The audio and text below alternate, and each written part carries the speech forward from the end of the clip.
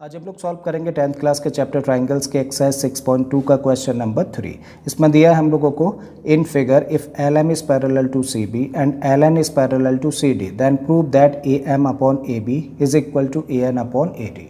तो क्वेश्चन में हम लोगों को यहाँ पर एक फिगर दे रखी है और बोला गया है कि फिगर में एल एम लाइन किसके पैरेलल है, सी बी के पैरेलल है, जबकि एल एन पैरेलल दे रखी है किसके, सी डी के। और हमें प्रूव क्या करना है, तब हम लोगों को प्रूव करना है कि A M upon A B यानी कि इस लाइन सेगमेंट और इस लाइन सेगमेंट का रेशियो किसके इक्वल है, A N upon A D यानी कि इस छोटे लाइन सेगमेंट और इस बड़े लाइन सेगमेंट के रेशियो के इक्वल है।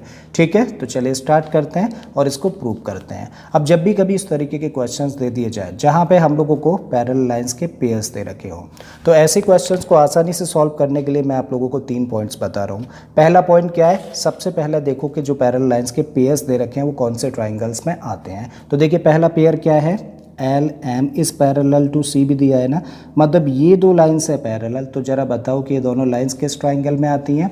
देखिए ये दो लाइंस आती हैं ट्राइंगल ए बी सी के अंदर, तो इसका मतलब एक ट्राइंगल तो हुआ ये।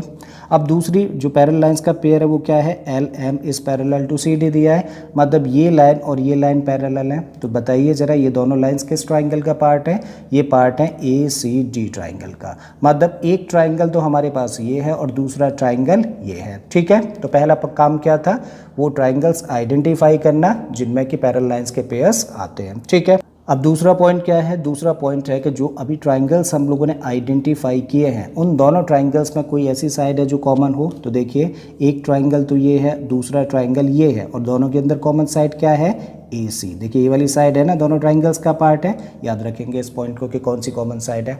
और तीसरा पॉइंट क्या है, तीसरा पॉइंट निकलता है कंडीशन से। अब इस कंडीशन के बेसिस पे हम लोग देखेंगे कि इस क्वेश्चन को सॉल्व करते हुए हम लोग बीपीटी लगाएंगे या फिर कॉरोलरी ऑफ बीपीटी लगाएंगे। तो देखिए कंडीशन क्या कहती है, A M upon A B. तो इसके लिए ना एक ही ट्राइंगल देखो, सिर्फ एक ही ट्राइंगल, एक साइड पकड़ो और एक ही ट्राइंगल देखो। क्या लिखा है, A M upon A B. तो A M upon A B हम लोग क्या कह रहे हैं, देखिए हम लोग कह रहे हैं ये छोटा वाला पार्ट और ये कंप्लीट साइड इस ट्राइंगल की। और जब भी कभी छोटा पार्ट यानी कि एक छोटा पार्ट और कंप्लीट साइड की बात करते हैं तो ये होता है कॉरोलरी। और जब हम लोग दो छोटे छोटे पार्ट्स की बात कर रहे हैं ट्राइंगल के साइड के, तब उसका मतलब होता है कि बीपीटी लगानी है। तो यहाँ तो देखिए क्या है, ये ट्राइंगल है और इस ट्राइंगल में हम लोग देखें तो ये पार्ट है एक साइड का और ये है कंप्लीट साइड उस ट्राइंगल की, मतलब एक छोटा पार्ट और एक बड़ा पार्ट है। तो क्या लगेगा, कॉरोलरी लगानी है। ठीक है, तो आ जाते हैं इन दोनों ट्राइंगल्स में एक एक करके। पहले आ जाते हैं ए बी सी ट्राइंगल में। So in triangle which one, A B C, parallel lines कौन सी है, L M is parallel to C B. ये लाइन इसके पैरेलल है और अगर ये लाइन इस ट्राइंगल में इसके पैरेलल है तो कॉरोलरी और बीपीटी लगा सकते हैं। और कॉरोलरी के बेसिस पे क्या बोला जा सकता है। अब एक और इम्पॉर्टेंट पॉइंट, जो हम लोगों ने कॉमन साइड आइडेंटिफाई करी थी ना, उसको हम लोग पहले लिखते हैं। ठीक है, तो कॉरोलरी कहती है कि छोटा पार्ट अपॉन बड़ा पार्ट, यही है ना कॉमन साइड, तो इसको ले रहे हैं पहले। तो छोटा पार्ट यानी कि ए एल अपॉन बड़ा पार्ट लिख देते हैं। देयरफॉर छोटा पार्ट का मतलब ए एल और बड़े पार्ट का मतलब ए सी यानी कि साइड ट्राइंगल की।